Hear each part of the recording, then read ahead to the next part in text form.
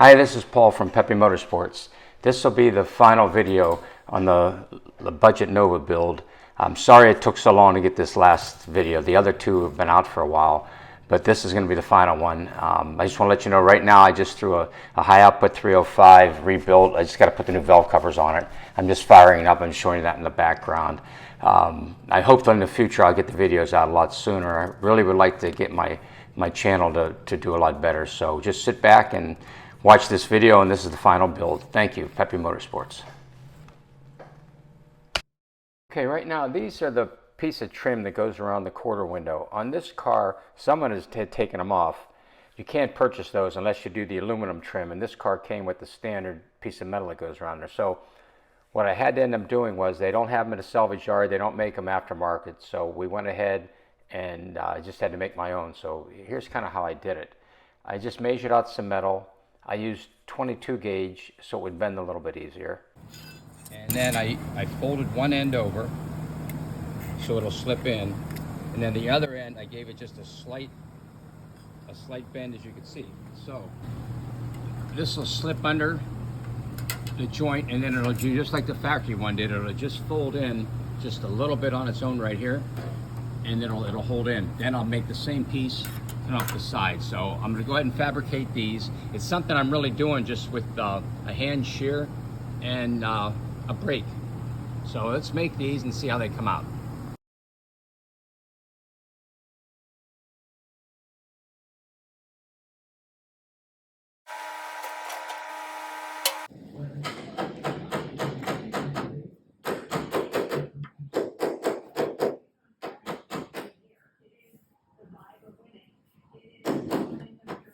Now, like I said, we get some tack here, tack up there, then we'll fold that edge over a little better.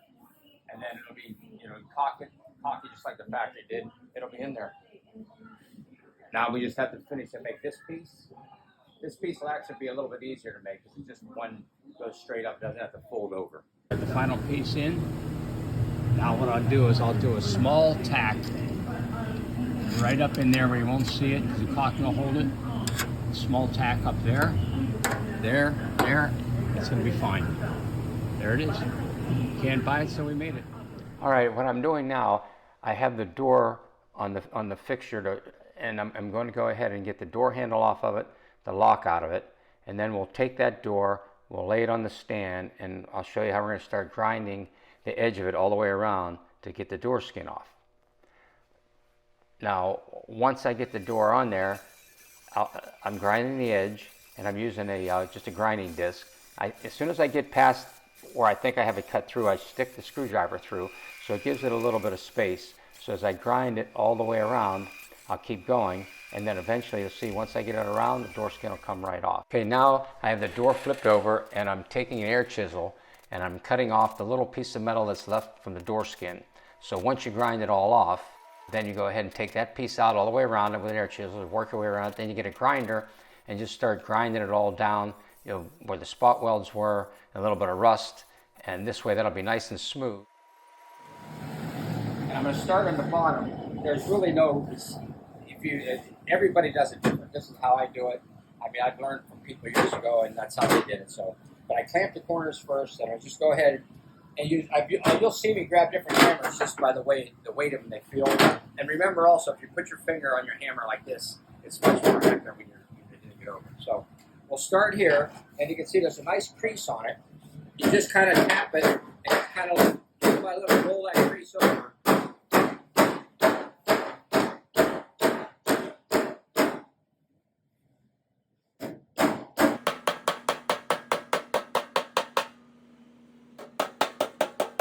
And as I'm doing it, I'm kind of knocking the hammer off of it, not to do like a dead blow. So I'm kind of like letting the hammer go off of it. And the further it goes over, the more that I'll do that. It's just something you should just pick up by doing it.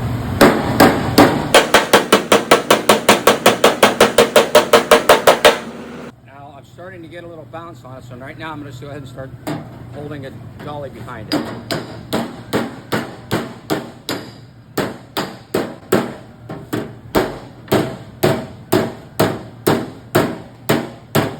You just take your time and just work it down.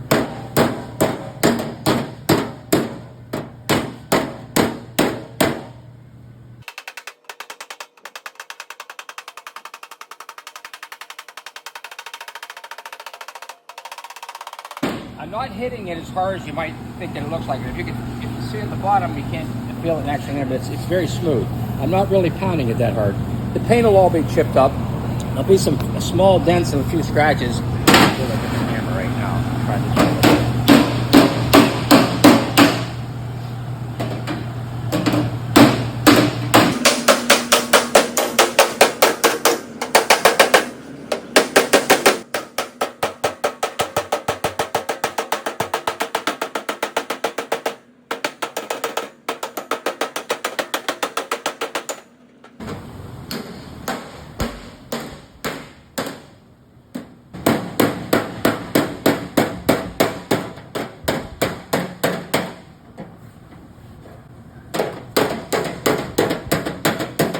I'm striking this kind of down.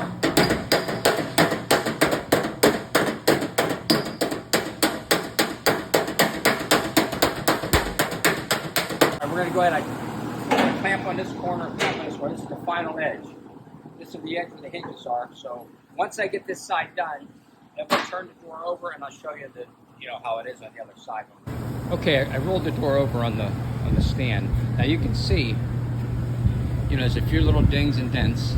That's just scratches of the paint from the dolly hitting it. And you'll notice there's really not that many bad spots on it. You come up here, just a couple little dings here. Okay, now what I'm doing is I'm using 80 grit on a DA sander, and I'm going to go ahead and take it down to bare metal all around the edge of the door skin that we just put on. So we'll get it ready to put a light coat of filler all the way around it. So it'll come out good. It's all ground down. I use a long spline to make sure that if there's any high spot, I can go ahead and do it, like right here, a little high spot here.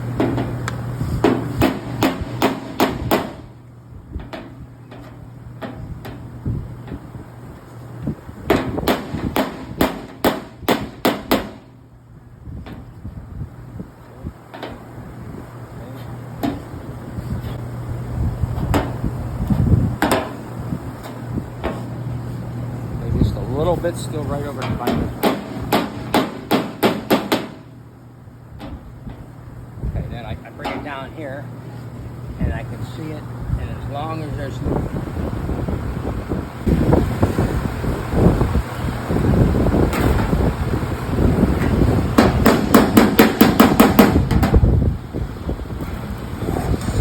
okay, it's good. Now all I have to do now is go ahead and apply a real thin coat of filler to it.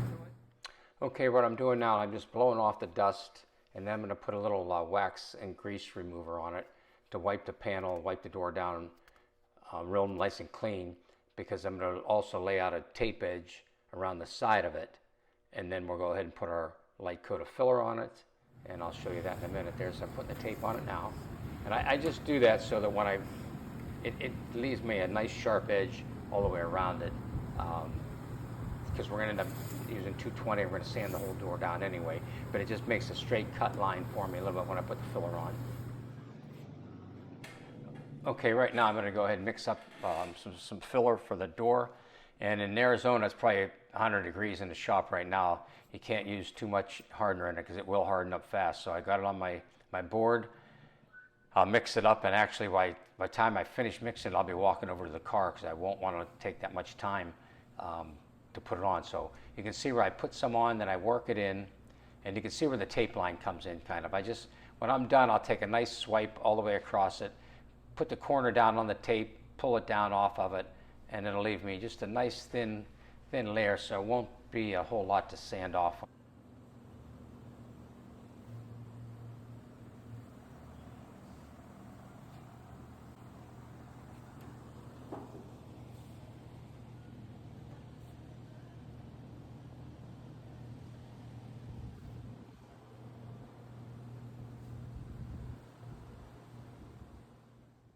Okay, now what I'm going to do is I'm using 80 grit on a DA sander, and I'm going to hit all the high spots off of that filler around both doors. Then I go ahead and use 80 on a block, and I'll block it to make sure the edge is completely straight. So I'll do both doors at the same time, even though I won't take the time to show you. But I'm using 80 on block, and I'm going over it. You can see I just keep going, make sure it's nice and straight.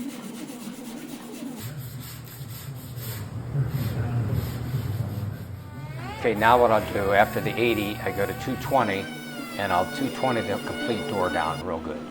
I'll go over the whole door, including the filler. I'm finishing up both doors now, you can see. Then from that point, we'll go ahead and we'll bring them into the paint room. Okay, what I'm doing now is just putting a little bit of masking on the vent windows. And then I'm gonna go ahead and apply some high build primer. I'll put about 3 coats on each door. I'll let the primer dry up for a couple days, and then I'll go ahead and put a guide coat on it, and I'll just keep blocking it with 400 paper. And then what I'll do is I'll go ahead and primer it again and then block it one more time before I paint it. Okay, right now I'm going back to the car, and when we first put the little bit of filler in on the quarter panels, now what I'm doing is I already hit those down with 80 and got them nice and straight. Now I'm just going to go ahead and do the 220 on both quarter panels up into the roof where the sail panels are. And here I'm going ahead and using 80 grit, getting rid of all the paint and everything off of those drip rails. Those are always a little bit of a pain to clean up. But once those are done, we'll go over and take it to the paint room, and we'll go ahead and get some primer put on it so we can start to block it also. Okay, I have it outside the paint room. We blew it all off with the air hose. We'll wipe it down. I'm going to take it in, put just a couple coats of primer on it, bring it outside, sand it all back down again, block it, and then I'll bring it back in again, put about 3 more coats on it, guide coat it, block it again. So there's a lot of blocking and primering that a lot of people don't understand what it goes in to do the car. You put an awful lot of primer on a car, and you sand it off and you block it and you primer, and that's what we're going on here, back and forth. Finally, we'll get it in, and we'll get all the primering done on it, painting done on it, and I'll show you how it comes out.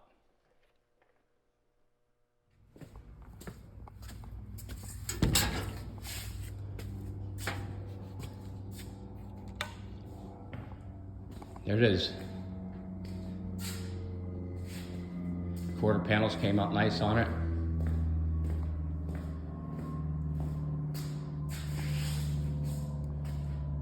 A single stage paint. It's not sanded or buffed. Very little, almost no orange peel at all, you can see.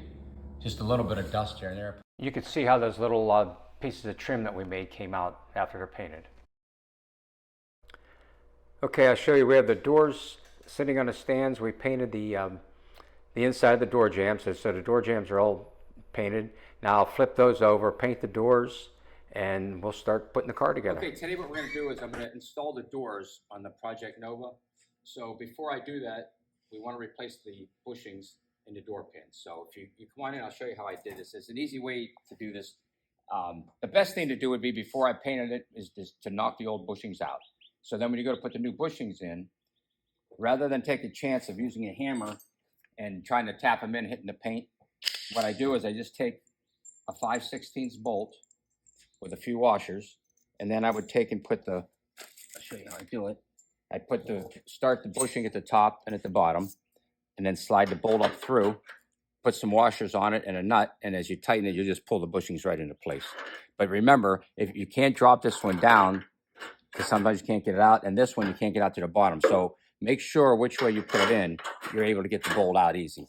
Like this one, you have to go through with the nut on the bottom and pull it up, because you can't pull it down through the bushings. So anyway, we put the new bushings in. Now we're going to go ahead. We have the door on the fixture, and I'm going to install the door on the car. Now this Nova it's a 70, I believe. I mean, it's a 72. I believe at the beginning of 71, they went to the welded hinges. So I was lucky enough that this car was not hit hard, wasn't hit at all. So the doors lined up good, because once you get the doors on the car, there's no adjustment on the door. It fit real well in the quarters, so when we put the quarters on, it should line up just how it is, so we'll find out.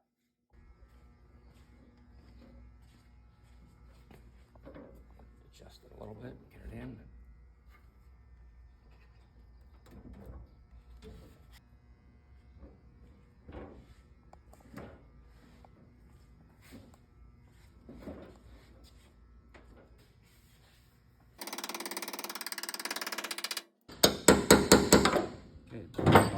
In.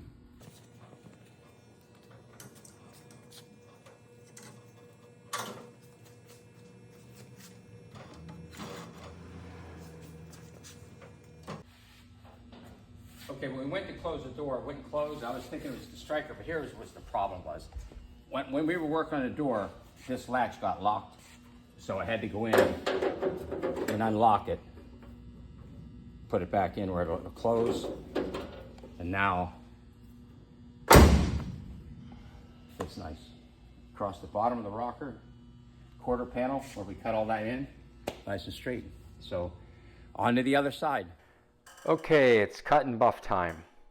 So what we did was, you'll notice on the front of the car, the bumper's on it, the grill's on it, and some of the moldings are on it. I even had the door handles on it. This car, it was a little bit difficult putting the front end on it. When I received the car, I didn't take the car apart. It was all in pieces. So I had picked up some used fenders and a used hood, and I bought a new bumper for it. All new bright work was all on it, the grill and the headlight bezels and stuff. So to put it together, I had to put all that chrome on it to line everything up real good. And normally I would have taken that back off again and then sanded and buffed it. But like I said, I'm trying to cut corners on this car, so I just went ahead and masked it. And then we went and wet sanded and buffed the car. Same with the door handles. Of course, the door handles, though, I buffed the doors separate. Then I put the door handles back on. But anyway, I kind of did it a little different than normal because I was trying to save some time. Now, what we did was we wet sanded the car down. I believe we started with, I think, 1,000, then 1,500, then 2,000, and then I did 3,000 with the DA sander. And we just kept going back and forth, sanding and buffing, and sanding and buffing. A friend of mine helped me out, and you'll just keep going by. You'll see how what we're doing. Now we're doing the hood.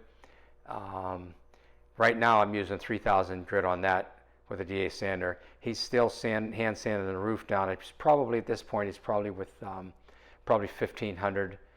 And while he's done on that, I've already wet sanded the sides down to 1,500, and I'm going back on my things on my sides with 3,000. Then we'll end up finish buffing the whole car out, and you'll see here in a little while I'll take some pictures of it after it's all assembled. I didn't finish the interior in this car.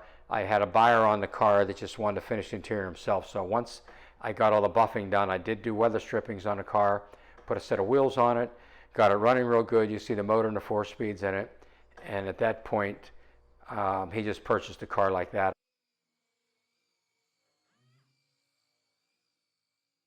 Okay, right now we're just finished. He's doing a final buff on the hood, and while he's buffing the hood, you can see I'm with 3,000 grit paper in the back on the DA sander with wet, and then I'm going over the where we wet sanded it by hand. Now I'm going over the 3,000 paper with the DA. So once I get that done, he'll be done with the hood and the front fenders. We'll come back, do the doors, do the quarters, and we'll start putting this car together so you can see it. Thank you.